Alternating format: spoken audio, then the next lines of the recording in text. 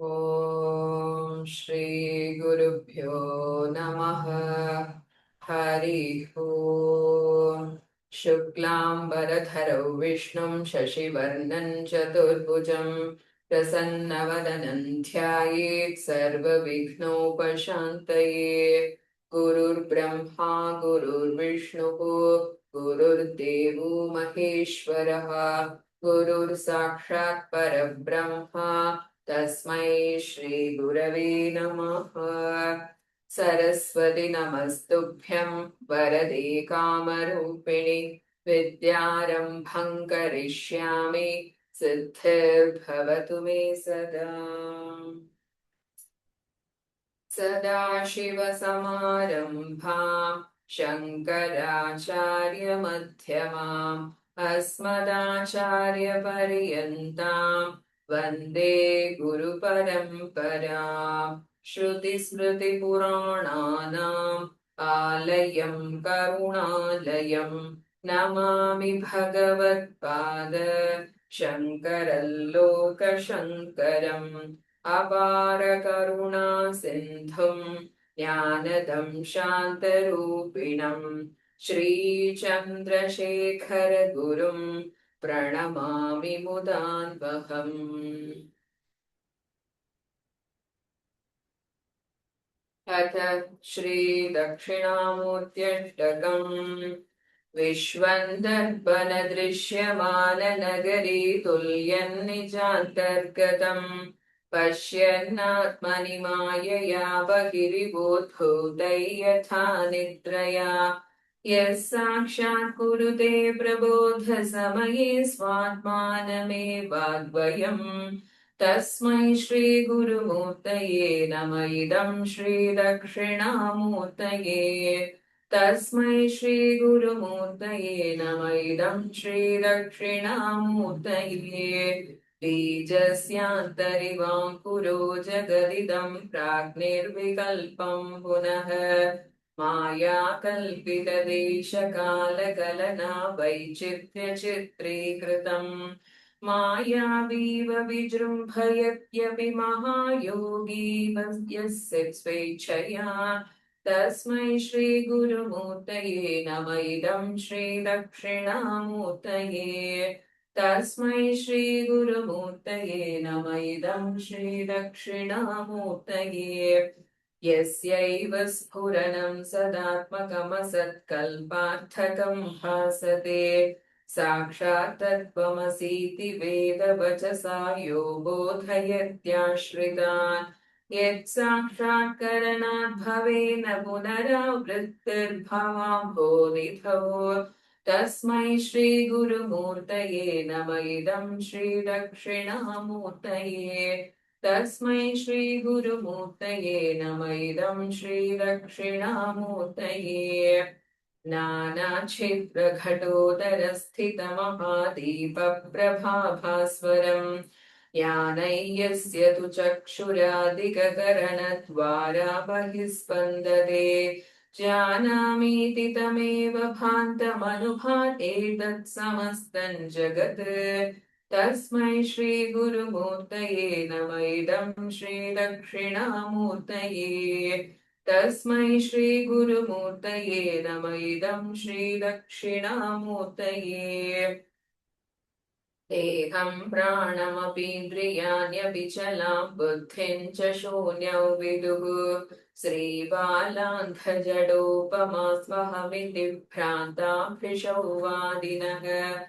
मायाशक्तिविलासकल्पितमहाव्यामोहसंहारिणे। तस्मै श्रीगुरुमूर्तये नम इदं श्रीदक्षिणामूर्तये। तस्मै श्रीगुरुमूर्तये नम इदं श्रीदक्षिणामूर्तये। राहुग्रस्तदिवाकरेन्दुसदृशो मायां समाच्छादनात् सन्मात्रः करणोपसंहरणतो यो भूत्सुषुप्तः पुमान्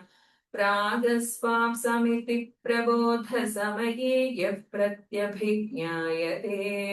तस्मै श्रीगुरुमूर्तये नम इदं श्रीदक्षिणामूर्तये। तस्मै श्रीगुरुमूर्तये नम इदं श्रीदक्षिणामूर्तये बाल्यादिष्वपि जाग्रदादिषु तथा सर्वास्वस्थास्वपि व्यावृत्तास्वनुवर्तमानमहमित्यन्तः सदा स्वात्मानं प्रकटीकरोति भजता यो मुद्रया भद्रया तस्मै श्रीगुरुमूर्तये नम इदं श्रीदक्षिणामूर्तये तस्मै श्रीगुरुमूर्तये नम इदं श्रीदक्षिणामूर्तये विश्वं पश्यति कार्यकारणतया स्वस्वामि सम्बन्धतः शिष्याचार्यतया तथैव पितृपुत्राद्यात्मना भेदतः स्वप्ने जागृति माययेष पुरुषो माया परिभ्रामितः तस्मै श्रीगुरुमूर्तये नम इदं श्रीदक्षिणामूर्तये तस्मै श्रीगुरुमूर्तये नम इदं श्रीदक्षिणामूर्तये घोरं भांस्यनलो निलोम्बरमहर्नाथो हिमांशुः पुमान् इत्याभाति चराचरात्मकमिदैक्यस्यैव मूर्त्यष्टकम् नान्यत्किञ्चन विद्यते विमृशता यस्मात् परस्मात् विभोः तस्मै श्रीगुरुमूर्तये नम इदं श्रीदक्षिणामूर्तये तस्मै श्रीगुरुमूर्तये नम इदं श्रीदक्षिणामूर्तये सर्वात्मत्वमिति स्फुटीकृतमिदयस्मादमुष्मिं स्तवे तेनास्य श्रवणात् तदर्थमननात् ध्यानात् च सङ्कीर्तनात् सर्वात्मत्वमहाविभूतिसहितं स्यादीश्वरत्वं स्वतः सिद्धे तत्पुनरष्टधा परिणतं चैश्वर्यमव्याहतम् सिद्धे तत्पुनरष्टधा परिणतं चैश्वर्यमव्याहतम् इति श्रीमत्परमहंसपरिव्राजकाचार्यस्य श्रीगोविन्दभगवत्पूज्यपादशिष्यस्य श्रीमच्छङ्करभगवतः कृतौ श्रीदक्षिणामूर्त्यष्टकं सम्पूर्णम्।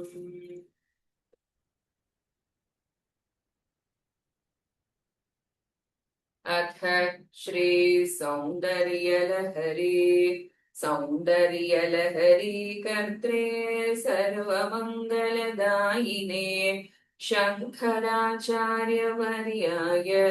यतिराजाय ते नमः। शिवशक्त्या युक्तः यदि भवति शक्तः प्रभवितुं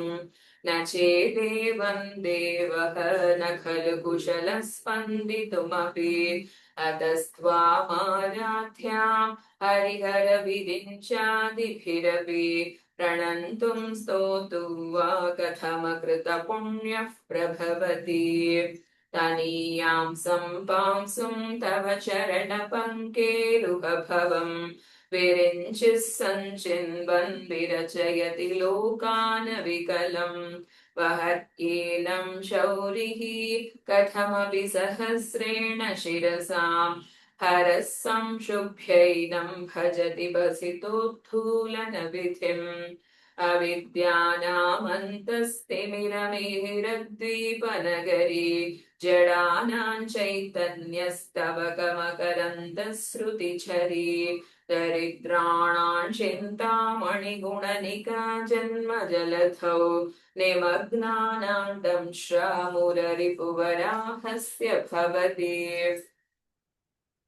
वदन्यः पाणिभ्याम् अभयवरदो दैवतगणः त्वमेका नैवासि प्रकटितवराभीत्यभिनया भयात्रातुं दातुं फलमपि च वाञ्छासमधिकम् शरण्ये लोकानां तव हि चरणावेव निपुनो हरिस्त्वामाराध्य प्रणतजनसौभाग्यजननी पुरानारी भूत्वा पुररिपुमपि क्षोभमनयत् स्मरूपित्वा नत्वा रतिनयनलेहेन वपुषा मुनीनामप्यन्तः प्रभवति हि मोहाय महताम् धनुः पौष्पं मौर्वी मधुकरमयी पञ्चविशिखाः वसन्तः सामन्तः मलयमरुदायो धनरथः तथापेकः सर्वं हिमगिरिसुते कामपि कृपा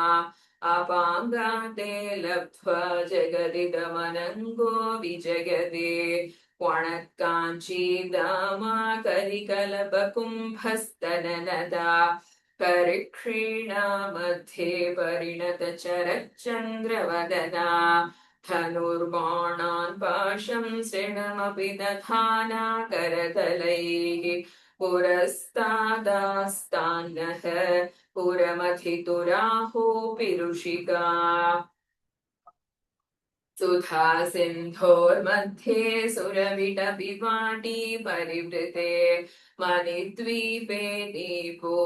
पवनवति चिन्तामणिगृहे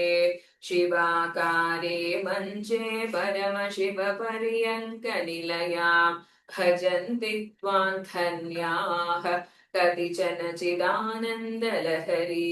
महीमूलाधारे कमपि मणिपूरे हुतवहं स्थितं स्वाधिष्ठाने हृदि मरुदमाकाशमुपरि मनोबिभ्रूमध्ये सकलमपि भित्त्वा कुलपथं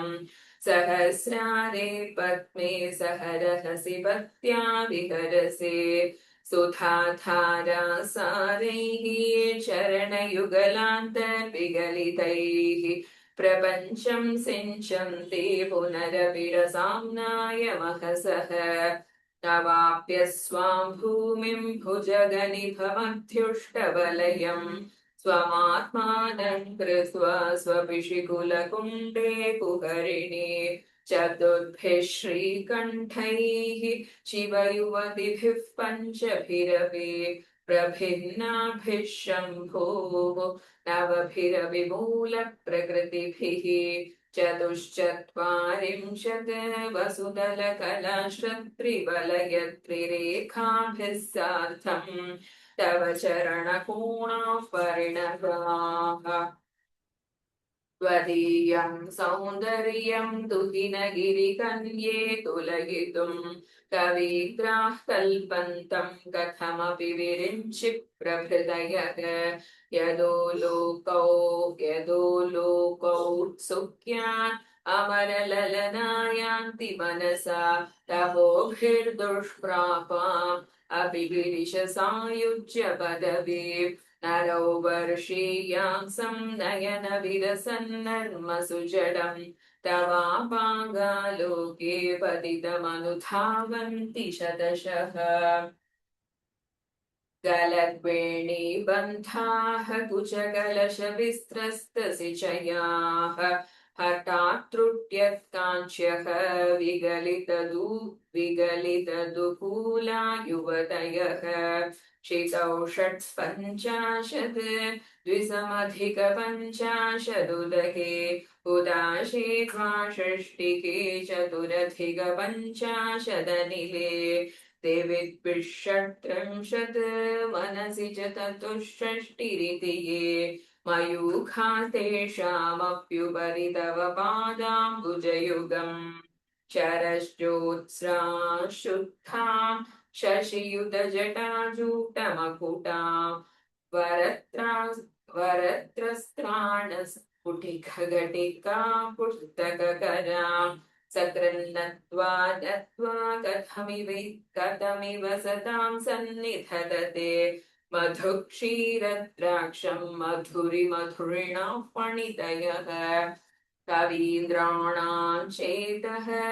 कमलवनबालातपरुचिं भजन्ते ये सन्तः कतिचिदरुणामेव भवति विरिञ्चि प्रेयस्याः तरुणतरशृङ्गारलहरी गभीराभिर्वाग्भिः विदधति सदां सञ्जनममे सवित्रेभिर्वाचां शशिमनिशिलाभङ्गरुचिभिः वशिन्याद्याभिस्त्वं सखजननि सञ्चिन्तयति यः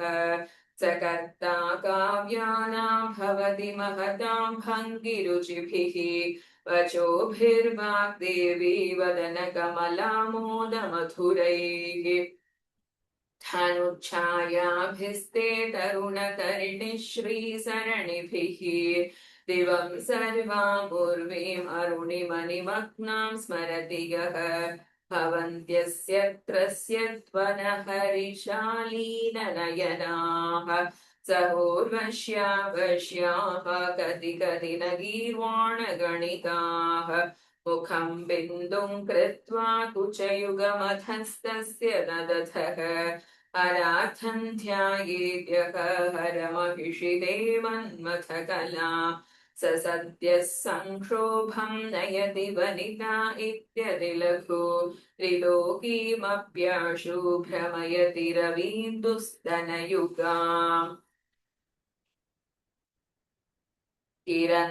किरन्तीमङ्गेभ्यः किरणनिकुरुम्बा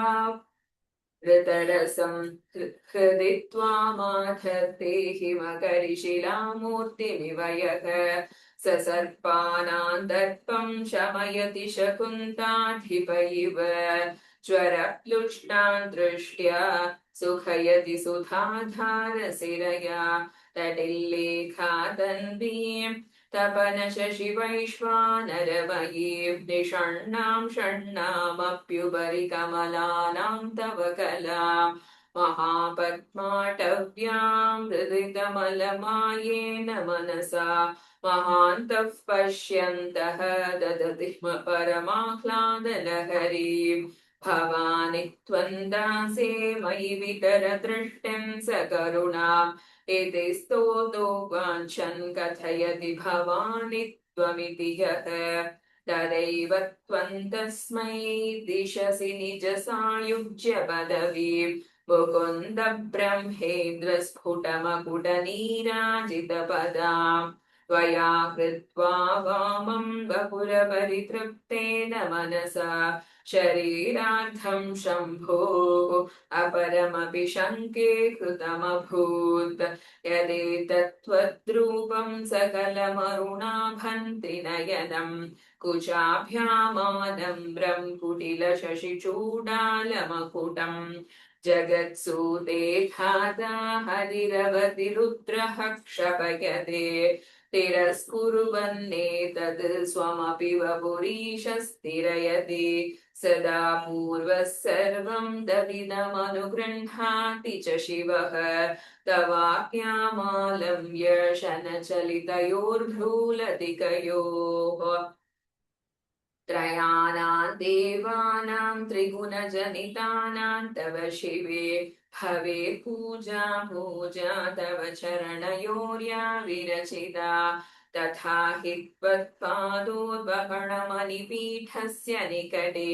स्थिता हीते शश्वत् मुकुलितकरोतं समकुटाः विरिञ्चिः पञ्चत्वं दजति हरिराप्नोति विरतिं विषानङ्कीनाशः भजति धनदो याति निधनम् वितन्द्री माहेन्द्री विदतिरपि सम्मीलितदृशा महासंहारेऽस्मिन् विहरति सति त्वत्पतिरसौ जपो जल्पः शिल्पं सकलमपि मुद्रा विरचना गतिः प्रादक्षिण्यक्रमणमनशाद्याहुतिविधिः प्रणामः सौवेशः सुखमखिलमात्मार्पणदृशा सपर्यापर्यायः तव भवतु यन्मे विलसितम् तुधामप्यास्वाद्य प्रतिभजयरामृत्युहरिणी विपद्यन्ते विश्वे विधिशतमुखाद्यादिविशदः करालयक्ष्वेलं कबलितवतः कालकलना न शम्भोस्तन्मूलं तव जननि ताटङ्कमहिमा किरीटौ वैरिञ्चं परिहर पुरः कैटभविदः कठोरे कोटीरे स्खलसि जहि जम्भारिमकुटम् प्रणम्रेष्वेतेषु प्रसभमुपयातस्य भवतम् भवस्याभ्युत्थाने तव परिजनोक्ते विजयते स्वदेहोद्भूताभिः घृणिभिरणिमाद्याभिरभितः निषेव्ये नित्ये त्वाम् अहमिति सदा भावयति यः किमाश्चर्यन्तस्य त्रिनयनसमृद्धिं तृणयतः महासंवर्ताग्निः विरचयति नीराजनविधिम् चतुष्षष्ट्या तन्त्रैः सकलमतिसन्धाय भुवनम् स्थितस्तत्तत्सिद्धिप्रसवपरतन्त्रैः पशुपतिः पुनस्त्वन्निर्बन्धान् अखिलपुरुषार्थैकघटना स्वतन्त्रं ते तन्त्रम्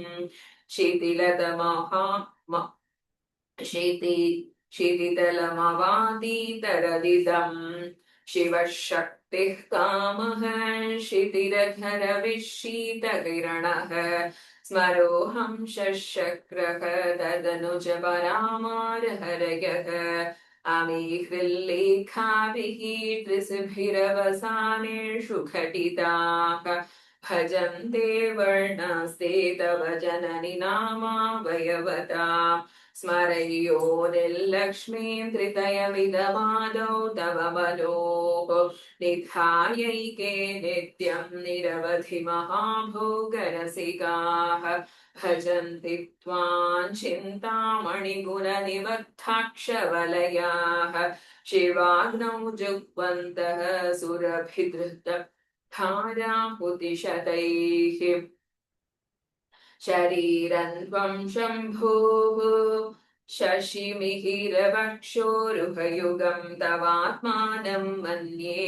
भगवति नवात्मानमनघम् अतः शेषशेषीत्ययमुभयसाधारणतया स्थितः सम्बन्धो वाम्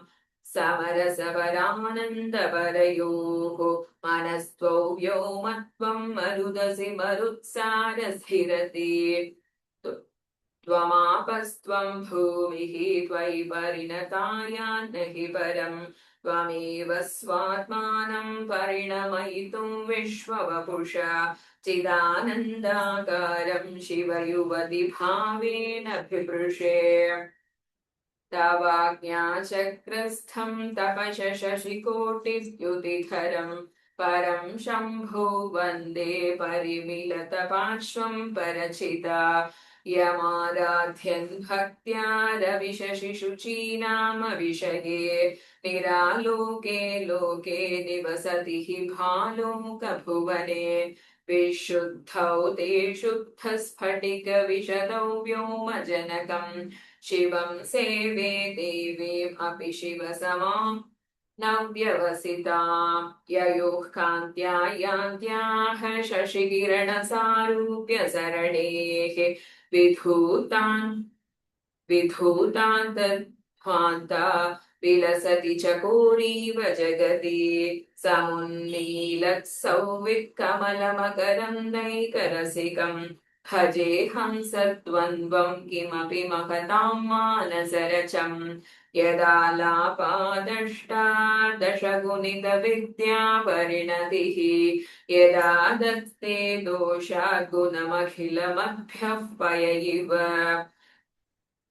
तव स्वाधिष्ठाने हुतवहमधिष्ठाय निरतम् तमीडे सौवर्तं जननि महतीं ताञ्च समयां यदा लोके लोका दहति महति क्रोधगलिते तया ग्राह्या दृष्टिः शशिरमुपचारं रचयति तटिद्वन्द्वं शक्त्यातिमिरपरिपन्थिः स्फुरणया स्फुरन्नानारत्नाभरणपरिणद्धेन्द्रधनुषम् तव श्यामं मेघं कमपि मणिपूरैकशरणं निषेवे वर्षन्तम् हरमिहिरतप्तं त्रिभुवनं तवाधारे मूले सहसमयया लास्य परया नवात्मानं मन्ये नवरसमहाताण्डवनटम् उभाभ्यामेताभ्याम् उदयविधिमुद्दिश्य दयया सनाथाभ्याम् जग्ने जनकजननीमज्जगदिदम् गदैर्माणिक्यत्वं गगनमणिभिः सान्द्रघटितम् किरीटं ते हैमं हिमगिरिसुते कीर्तयति यः सनीडे यच्छाया शरणशबलं चन्द्रशकलं धनुःशौनासीरं किमति न निबध्नाति धिषणाम् धुनोतु ध्वान्तन्नः तुलितदलितेन्दीवरवरं वनं घनस्निग्धश्लक्ष्णं चिकुरनिकुरुम्बन्तव शिवे यदीयं सौरभ्यं सहजमुपलब्धुं सुमनसः वसन्त्यस्मिन् मन्ये बलमथनवाटी विटपिना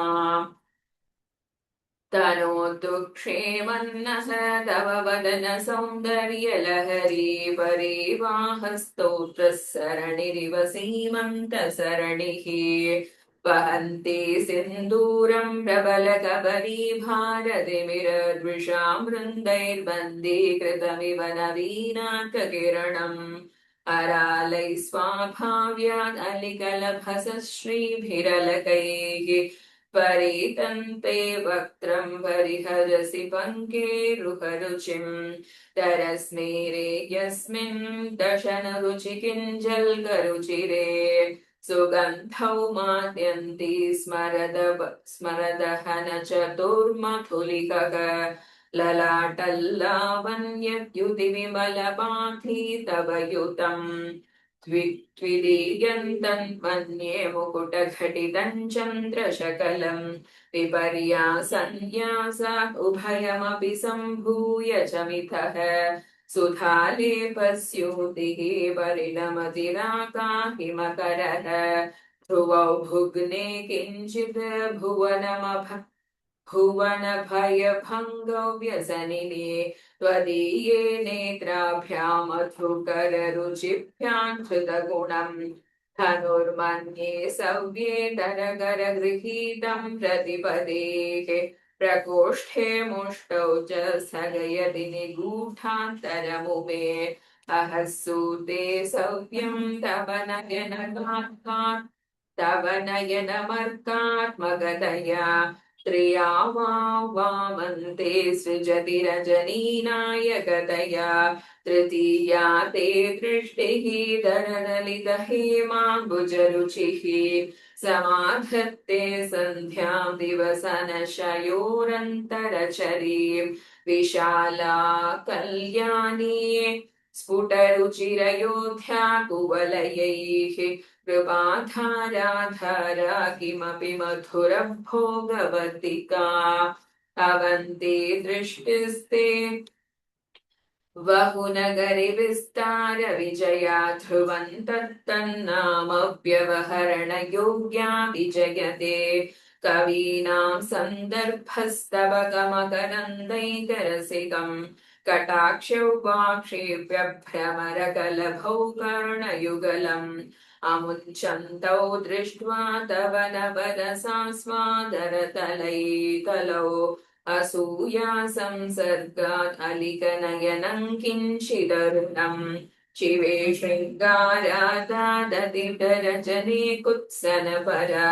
सरोषा गङ्गायां गिरिशचरिते विस्मयवती अराहिभ्यो भीता सरसिरुहसौभाग्यजगिनी सखेषु स्मेराते मयि जननि दृष्टिः सकरुणा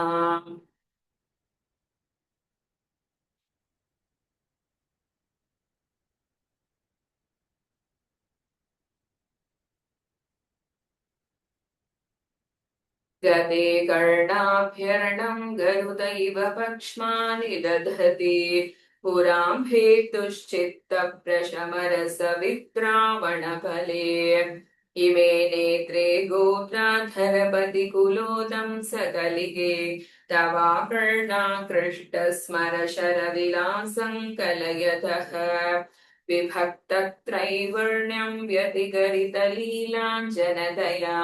विभाति त्वन्नेत्रत्रितयमिदमीशानदयिते पुनः स्रष्टुं देवान् ऋगिणः हरिरुद्राणुपरतान् रजः सत्त्वं बिभ्रते तम इति गुणानां त्रयमिव पवित्रीकर्तुं नः पशुपतिपराधीनहृदये दयामित्रैर्नेत्रैः अरुणधवलश्यामरुचिभिः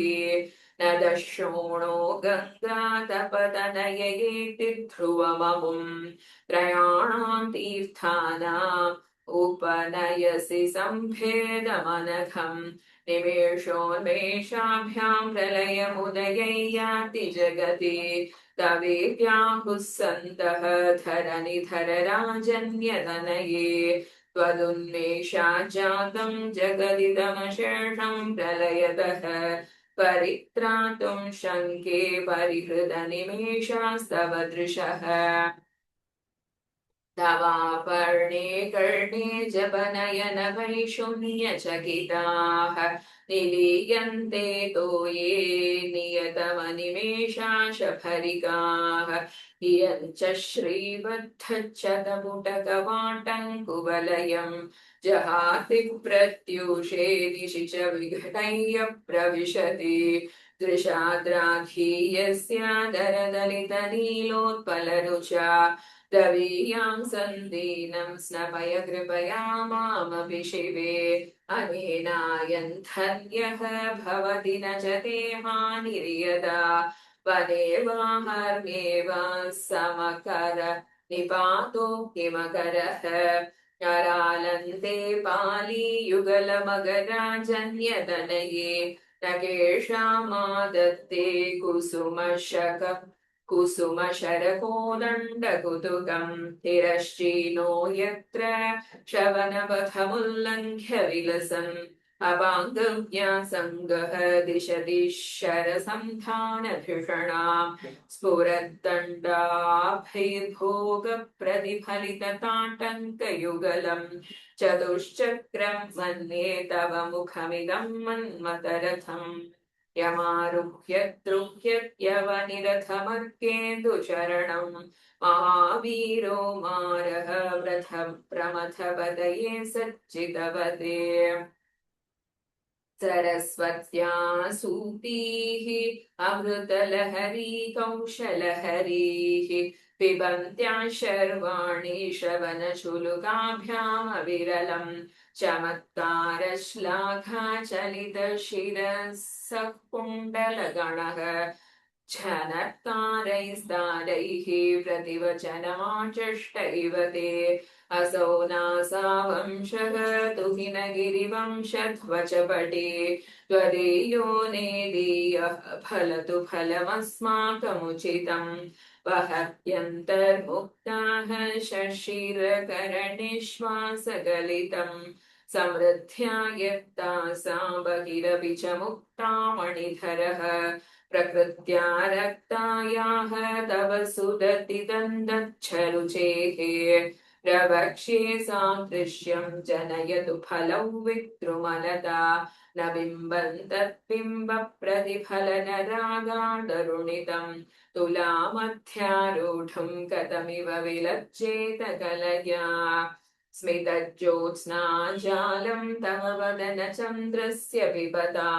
चकोराणामासीत् अतिरसतया चञ्चुजडिमा अतस्ते शीतांशोः अमृतलहरीयाम्लरुचयः पिबन्ति स्वच्छन्दं निशि निशि भृशं काञ्चिकथिया अविश्रान्तं पत्युः गुणगणकथामृडन जपा जपा पुष्पच्छाया तव जननि जिह्वा जयति सा यदग्रासीनायाः स्फटिकदृशदच्छच्छविमये सरस्वत्या मूर्तिः परिणमतिमाणिक्यवपुषा रणे जित्वा दैत्यान् अपहृतशिरस्त्रैः कवचिभिः निवृत्तैः षण्डांशत्रिपुरहरनिर्माल्य विमुखैः विशाखेन्द्रोपेन्द्रैः शशिविशदकर्पूरशकलाः विलीयन्ते मातः तव वदनताम्बूलकबलाः विपञ्च्या गायन्ति विविधमपदानं पशुपतेः त्वयारब्धे वक्तुं चलितशिरसा साधुवचने तदीयैर्माधुर्यैः आपलविततन्त्रीकलरवां निजावीणां वाणी निचुलयति चोलेन निभृतम् कराग्रेण स्पृष्टं तुहिनगिरिणा वत्सलतया गिरीशेनोदस्तं मुहुरधरपाणाकुलतया करग्राह्यं शम्भोः मुखमुकुरवृन्तं गिरिसुते कथङ्कारं ब्रूमः तव चिबुकमौपम्यरहितम्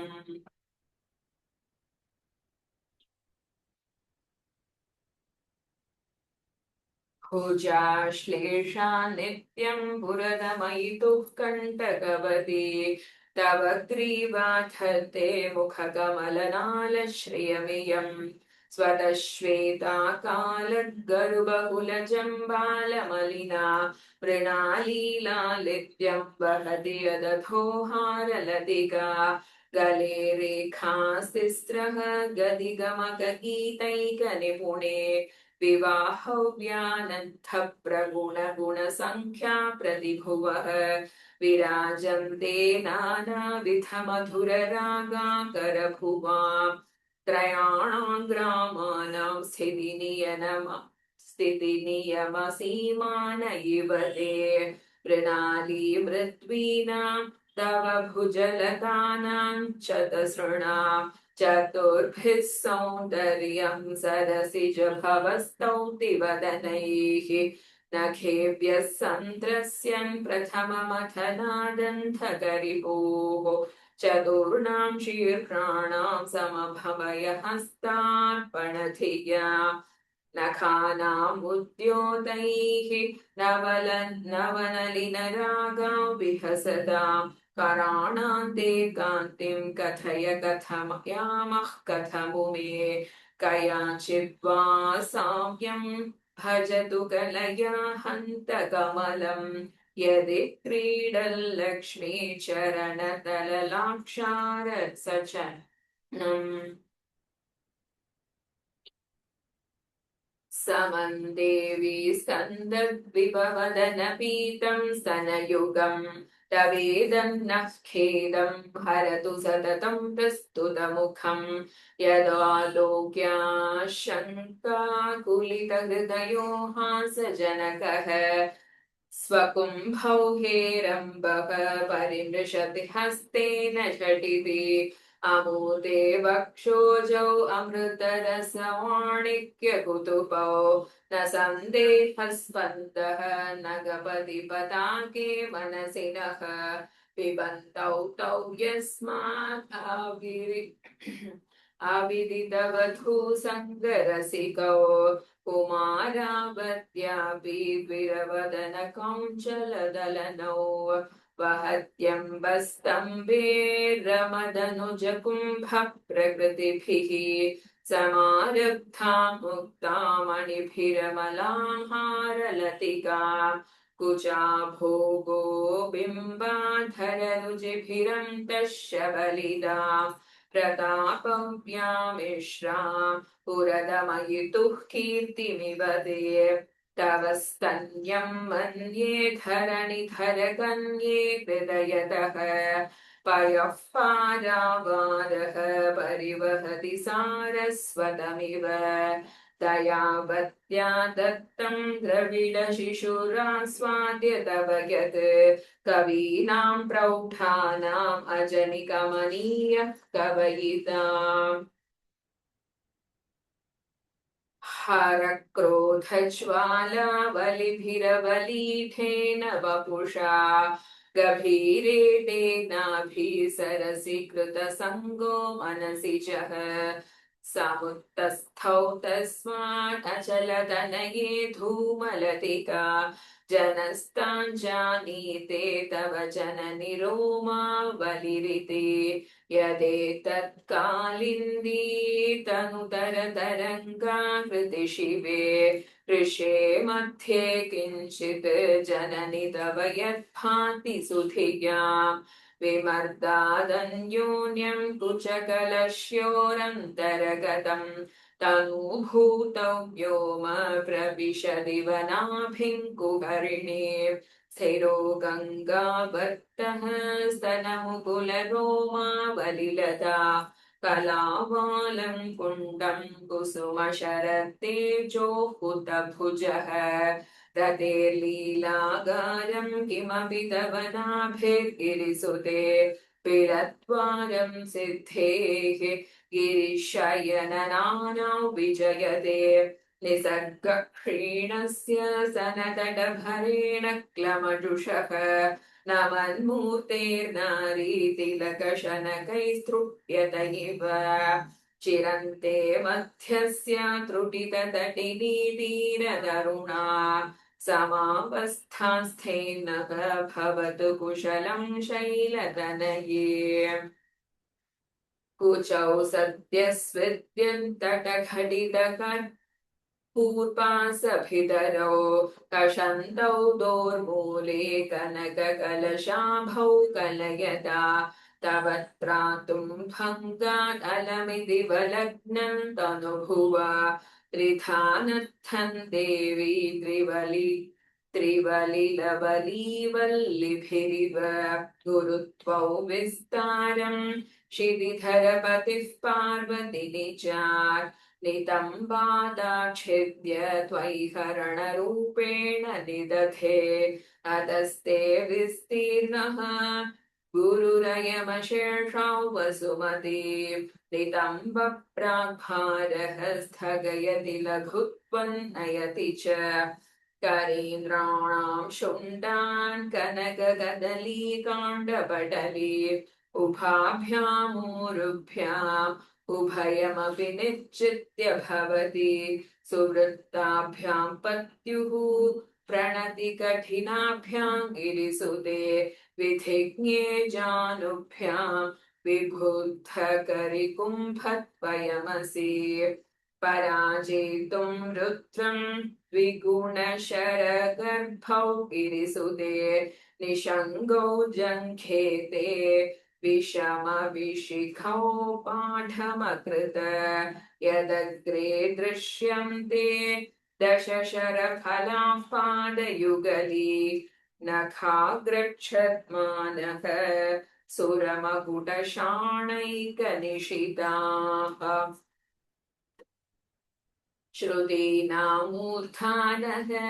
दधति तव यो शेखरतया ममाप्येतौ मातः शिरसि दयया धेहि चरणौ ययोः पाद्यं पाथः पशुपतिजटाजूटतटिनी ययोर्लाक्षा लक्ष्मीः अरुणहरिचूडामणिरुचिः नमो वाकं ब्रूमः नयनरमणीयाय पदयोः तवास्मै द्वन्द्वाय स्फुटरुचिरसालक्तकवते असूयत्यत्यन्तं यद्भिननाया स्पृहयते पशूनामीशानः प्रमदवन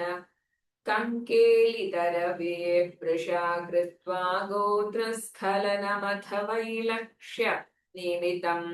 ललाटे भर्तारं चरणकमले ताडयति ते चिरादन्तः शल्यं दहनकृतमुन्मूलितवदा तुलाकोटिक्वाणैः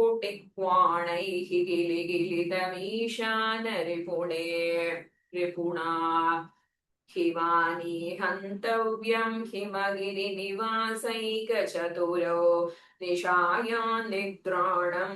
निशिचरमभागे च विशदौ वरलक्ष्मीपात्रं श्रियमतिसृजन्तौ समगितां सरोजं त्वत्पादौ जननि जयतश्चित्रमिह किम् वदन्ते कीर्तीनां प्रमदमपदन्ते विविपदां कथन्नीतं सद्भिः कठिनकमठीकर्परतुलां कथौ वा बाहुभ्याम् आपयमनकाले पुरभिदा यदा गायन्यस्तं हृषदि यदयमानेन मनसा नखैनाकस्त्रीणां करकमलसङ्कोच शशिभिः तरूणां दिव्यानां हसतैव ते चण्डिचरणौ फलानि स्वस्तेभ्यः किसलयकराग्रेण ददतां दरिद्रेभ्यो भद्रां श्रियमनिशमन्थाय ददतौ ददाने दीनेभ्यः श्रियमनिशमाशानुसदृशी अमन्दं सौन्दर्यप्रकरमकरन्दौ विकिरति तवास्मिन् मन्दारस्तवकसुभगे यातु चरणे निमज्जन्मज्जीवः करणचरणः षट्चरणता पदन्यासक्रीडा परिचयमिवारब्धुमनसः स्खलन्तस्ते खेलम् भवनकलहंसा न जहति अतस्तेषां शिक्षां सुभगमनिमञ्जीररनितच्छलादाचक्राणम् चरणकमलं चारुचरिते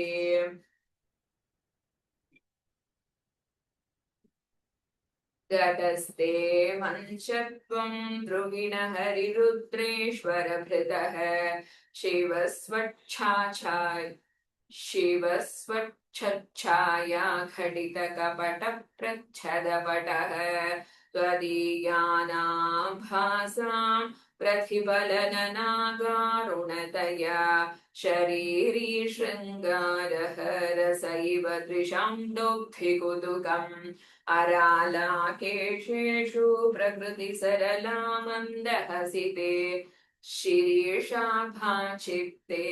दृशफलदशोभाकुचतटे वृषन्तन्वी मध्ये पृतुरुरसि सोजोरोहविषये जगत्त्रातुं शम्भोः जयति करुणाकाशिदरुणा कलङ्कः कस्तूरीरजनिकरबिम्बं जलमयम् कलाभिः कर्पूरैः मरकतकरण्डन्निबिडितम् अतस्त्वद्भोगेन प्रतिदिनमिदं वृत्तकुहरम् विधिर्भूयो भूयः निबिडयति नूनं तव कृते पुरारातेरन्तः पुरमसि ततस्त्वच्चरणयोः सपर्यामर्यादातरलकरणानाम सुलभा तथा हि ते नीताः शतमखमुखा सिद्धिमतुला तव द्वारोपान्तस्थितिभिरणिमाद्याभिरमराः कलत्रौ वैधात्रं कति भजन्ते न कवयः श्रियो दिव्यां को वा न भवति पतिः कैरविधनैः महादेवं हित्वा तव सती नाम चरमे कुशाभ्यामासङ्गः कुरवकसरोरप्यसुलभः गिरामाहुर्देवीं द्रुहिणगृहिणीमागमविदः हरिः पत्नीं पद्मां हरसकचरीमग्रितनया तुरीया कापि त्वं दुरधिगमनिस्सीममहिमा महामाया विश्वं रमयसि परब्रह्ममहिषी कदा काले मातः कतय कलितालक्तकरसं पिबेयौ विद्यार्थी तव चरणनिर्णेजनचलम् प्रकृत्या मुक्तानाम् अपि च कविताकारणतया कदा धत्ते वाणी मुखकमलताम्बूलसरताम् ताम्बूलरसतां सरस्वत्या लक्ष्म्या विधिहरिसपत्नो विहरसे रतेः पार्थिवप्रत्यं शिथितलयति रम्येण वपुषा चिरञ्जीवन्नेव शपितपशुपाशव्यतिकरः परानन्दाभिक्यं रसयति रसत्वद्भजनवान् प्रदीपज्वालाभिः दिवसकरनीराजनविधिः सुधासूतेश्चन्द्रो फलजललवैरर्घ्यरचना स्वकीयैरम्भोभिः सलिलनिधिसौहित्यकरणम् त्वदीयाभिर्वाग्भिः तव जननि वाचां स्तुतिरियम् त्वदीयाभिर्वाग्भिः तव जननि वाचां स्तुतिरियम् त्वदीयाभिर्वाग्भिः तव जननि वाचां स्तुतिरियम् इति श्रीमत्परमहंसपरिव्राजकाचार्यस्य श्रीगोविन्दभगवत्पूज्यपादशिष्यस्य श्रीमच्छङ्करभगवतः कृतौ सौन्दर्यलहरी सम्पूर्णम्।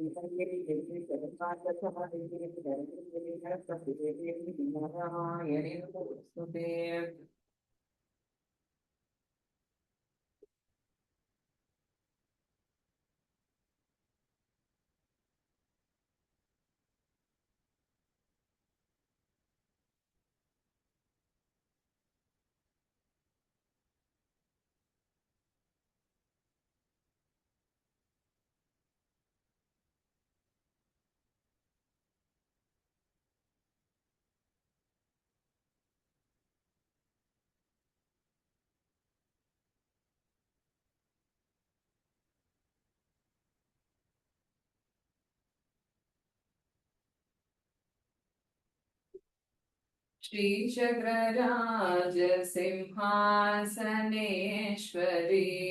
श्रीललिताम्बिकये भुवनेश्वरी आगमवेदकलामयरूपिणी अखिलचराचर जननि नारायणी नाहकङ्कणराजमनोहरी ज्ञानविद्येश्वरी राजराजेश्वरी श्रीचक्रराजसिंहासनेश्वरी श्रीललिताम्बिकये भुवनेश्वरी பலவிதமாய் முன்னை பாடவும் ஆடவும் பாடி கொண்டாடும் அன்பர் பதமலர் சூடவும் உலகம் முழுதும் என தகமுறகான ஒரு நிலை தருவாள் காஞ்சி காமேஸ்வரி ஸ்ரீ சக்கரராஜ சிம்ஹாசனேஸ்வரி ஸ்ரீலலிதாம்பிகையே புவனேஸ்வரி உழன்று தெரிந்த என்னை உத்தமனாக்கி வைத்தாய் உயரிய பெரியோருடன் ஒன்றிட கூட்டி வைத்தாய் நிழலென தொடர்ந்த முன்னோர் கொடுமையை நீங்க செய்தாய் நித்ய கல்யாணி பவானி பத்மேஸ்வரி श्रीचक्रराज सिंहासनेश्वरी श्रीललिताम्बिकये भुवनेश्वरी துன்பபுடத்திலிட்டு தூயவனாக்கி வைத்தாய் தொடர்ந்து உன் மாயம் நீக்கி பிறந்த பயனை தந்தாய் அன்பை புகட்டி உந்தன் நாடலை காண செய்தாய் அடைக்கலம் நீயே அம்மா அகிலாண்டேஸ்வரி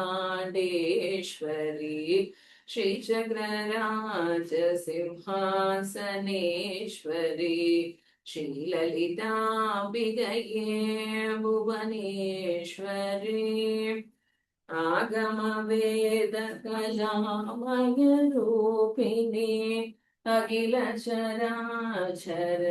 जननि नारायणी